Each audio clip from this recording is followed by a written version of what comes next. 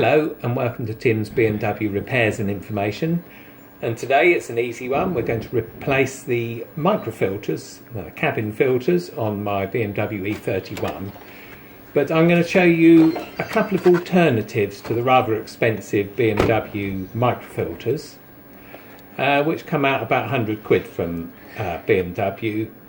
And in fact I think I paid a bit more than that last time. Right, microfilters are in that housing behind the engine. It's quite easy to remove, but first of all, here's the standard BMW microfilter. You can get them from Euro car parts for about 80 quid. I think they're a direct replacement. Here's some from ATA. Don't come with a housing, but they fit the enclosure fine, and it cost you 43 quid. And not a bad alternative at all. And then someone on the E31 forum said he used Citroen filters, so I thought I'd give that a go. And at 11 quid for a pair of them, that's not too bad at all. So I'm going to show you how to do that, but first of all we'll get the cover off. So need just a few tools. Need a driver, a 10 and a 9mm socket. That's all that's needed for the job. And we start by removing the 10mm self-tapping bolts, so they go into plastic. Move the rubber trim out of the way before you do so.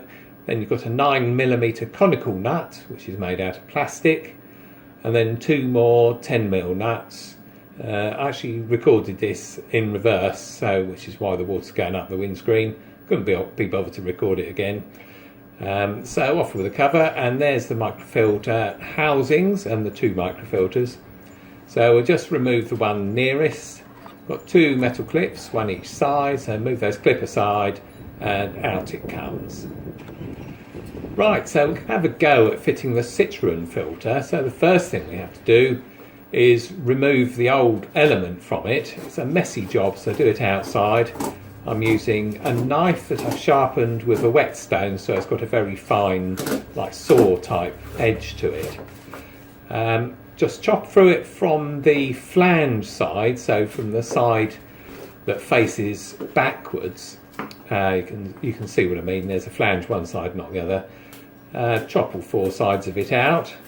It's important to get it from the flange side, because what you'll find is you end up with sort of hairy bits left on the side of the enclosure, and it's best if those hairy bits face away from the flange, and they get completely out of the way when you fit the new filter, and you'll see what I mean in a minute.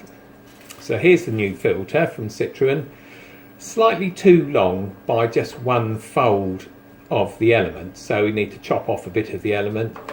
We'll do that again with the knife. So just one sort of fold of the element, chop that off, and then it will fit in quite nicely. It fits in pretty tightly, so there's no need for adhesive or anything like that, and anyway you'd smell the adhesive in the cabin. So there we go, that's one fold off, and then we push it in from the flange side, and you'll find you need to squash it quite a bit, and the sort of paper element deforms quite a bit, so that it'll fit in pretty tight. You could probably do it without removing a bit of the end of it, but I think it would be too tight and it would compress the element too much, let less air in. And of course you do it so that the arrow faces it, well, as it's facing towards me now, the arrow points towards me, because that's the direction of flow from one side to the flange side. So the arrow has to point towards the flange side. There you go, give it a good old squishing around, and you'll find that fits pretty well. Any bits that sort of the old filter just pull off, they're not going to get to you, because as long as you put it in the right way, which is the flange side, which I'm showing you here, and that goes towards the back of the car, and it forms a seal with the housing. So those sort of stray bits aren't going to get to you. So it goes. There we go. Do the other side, and that's just about the job done, really.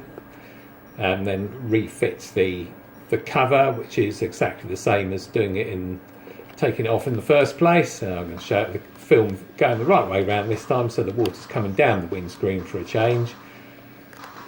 Do up the 10mm, do up the other 10mm, and then the 9mm conical nut you screw on until it touches the fingers of the housing lid.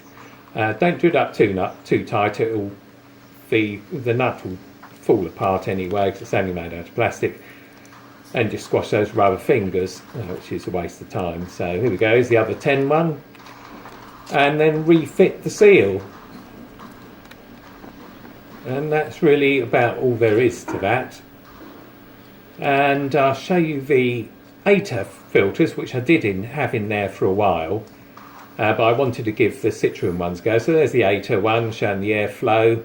That fits without the housing. That's the Citroen one. And you can see the arrow pointing downwards there. Now you notice the ATA one's obviously going to let a bit more air through, so that might be beneficial. Anyway, thanks for watching. I'll see you next time.